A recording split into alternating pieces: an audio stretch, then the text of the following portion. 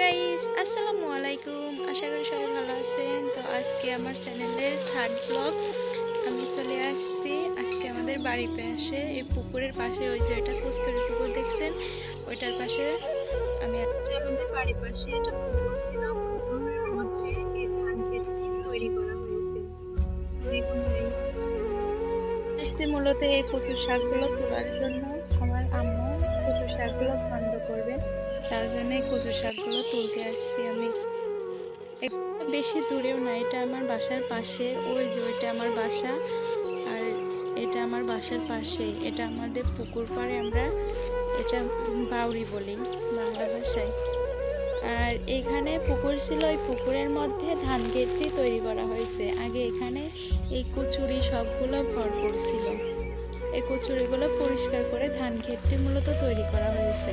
শাকগুলো তুলে নিয়ে যাচ্ছে। আমার আম্মু বলতেছিল যে এই শাক তুলে নিয়ে আয়। আমি তুলতে আইছি, এই শাকগুলো ঘন্ট করবে আমার আম্মু। অনেকদিন পরে শাক ঘন্টটা খাবো।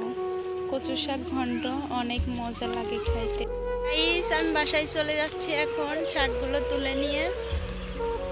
বাই বাই গাইস, আজকের মতো ব্লগটুকু এই পর্যন্তই। আপনারা সবাই ভালো থাকবেন এবং আমার চ্যানেলটিকে সাবস্ক্রাইব করে দেবেন প্লিজ। ধন্যবাদ।